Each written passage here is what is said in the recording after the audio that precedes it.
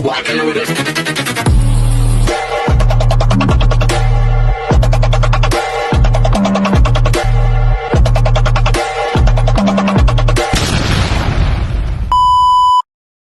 Hello beautiful people! Welcome back to my channel. This is your Mama Sam para sa Sam Sam TV. Kamusta naman kayo mga amigo, amiga, kumare at kumpare? Sana lahat kayo ay okay at safe ngayong araw na to. At syempre kung ako naman ang tatanungin ninyo, nakita naman ninyo ang beauty ng Mama Sam ninyo, napaka-fresh overload. Diba? Ganyan talaga kapag maganda ka. Charot! Ang ganda ko today kasi nga hindi ako pumasok.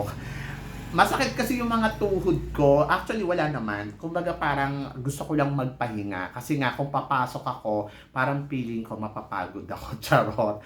Gusto kong magpahinga. So, yon. Paano naman kasi Saturday, nagtrabaho ako sa school. Tapos, di ba, may mga ilang event kami. Sobrang work hard nung nakaraang linggo. And then, I think, kailangan kong bumawi ng bonggang-bongga. So, bawi na lang ako bukas.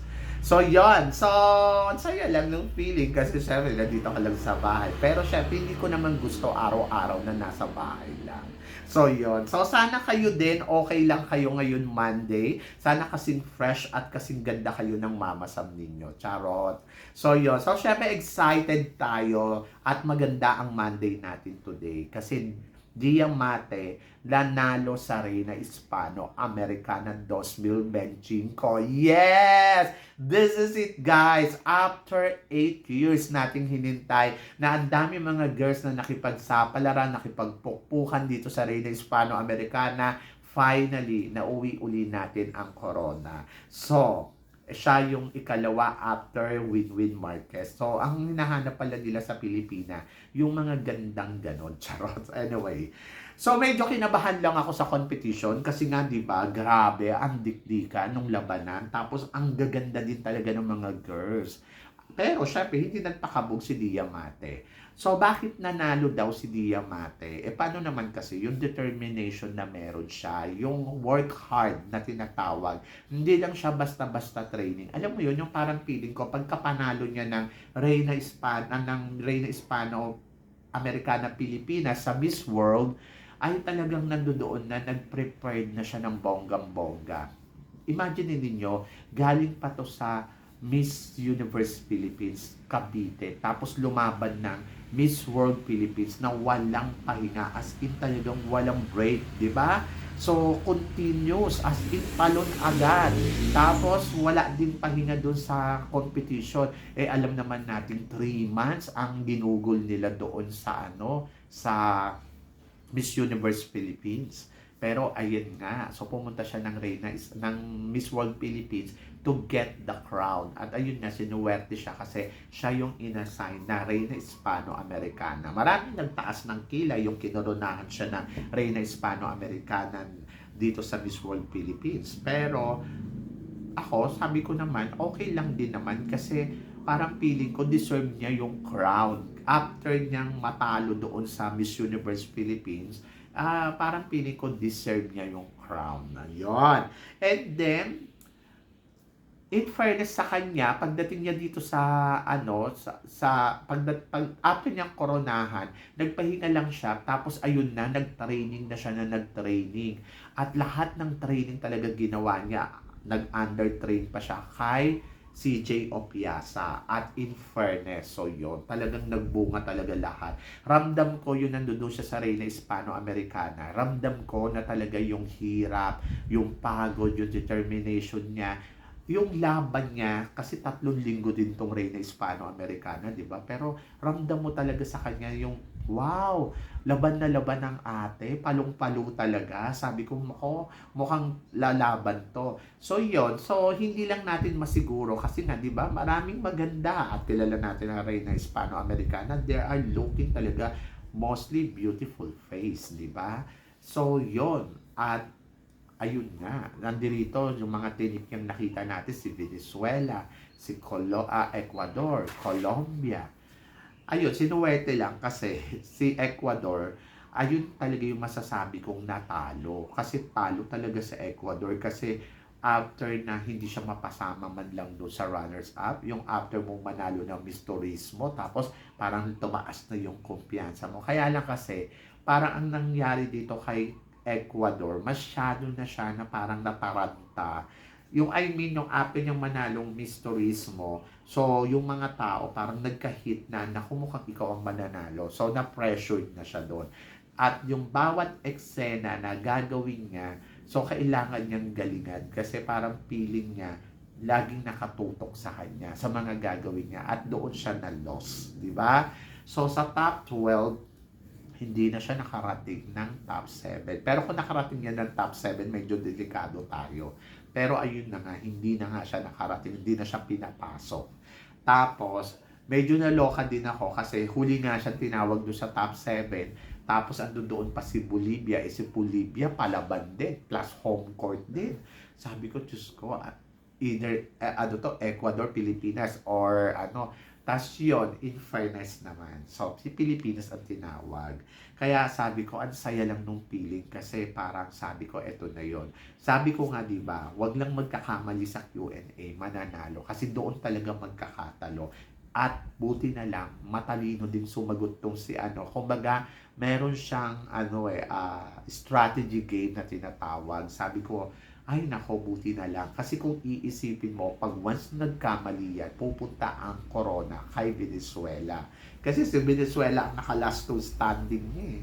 But in fairness, so yeah, so in fairness kay Diamante, doon talaga yung makikita mo yung under pressure, no? Kung gaano ka ba talaga kagaling, kalakas, paano mo yung overcome. Kasi nakikita mo sa kanya, medyo nanginginig-ginig pa siya eh. Anyway, so na-overcome naman niya yun ng bonggang-bongga. At talagang masasabi ko, ang winner. Sabi ganon, si Diamante dapat daw lumaban daw sa Miss Universe. Guys, ibang usapan naman to. Di ba galing nga siya sa Miss Universe Philippines? Tapos hindi man lang siya nabigyan ng kahit anong corona doon. So, ibig sabihin, pang Reyna Hispano-Americana talaga yung destiny niya.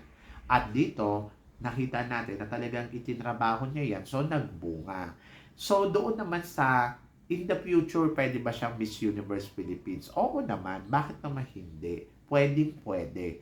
Kasi, meron siyang tinatawag na determination.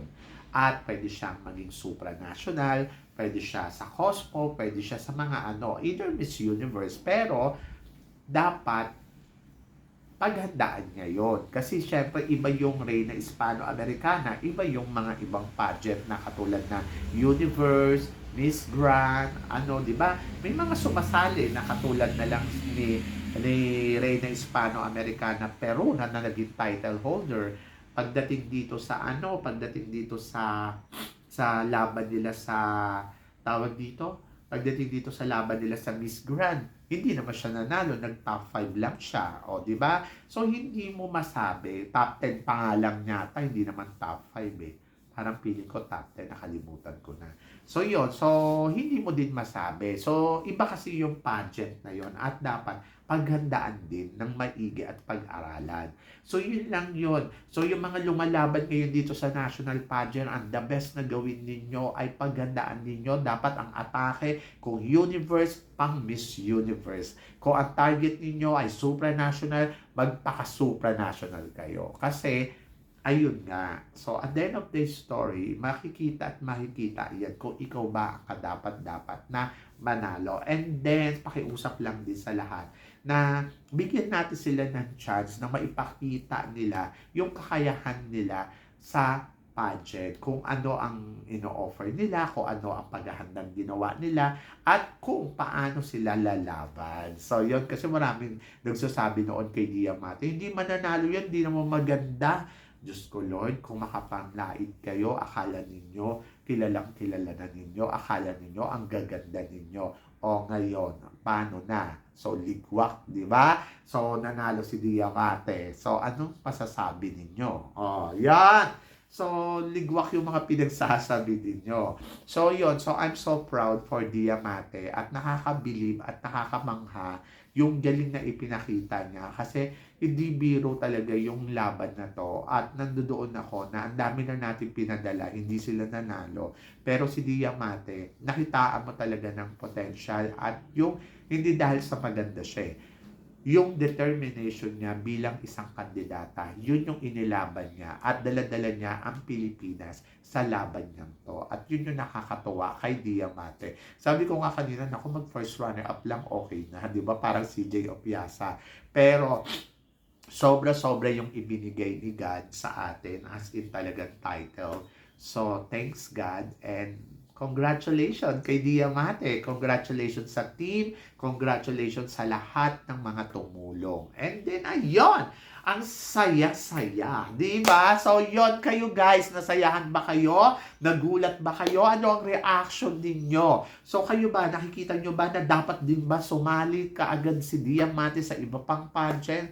Ano ba? Bilis, no? So, please comment below para at least malaman ko naman kung ano naman ang chika mo. So, yun. Syempre, maraming salamat sa inyong lahat sa suporta, pagmamahal na binibigay ninyo. Syempre, dito sa channel ko. At sa mga hindi pa po nakaka-subscribe, please don't forget to click like and subscribe my channel. At i-click nyo na rin po ang notification bell para more updated kayo sa aking mga chika. So, always keep smiling and always think positive. Walang imposible, guys. Magtiwala lang tayo. So, guys, hanggang dito na lang. Hanggang sa muli nating chikahan. See you tomorrow. Thank you, guys.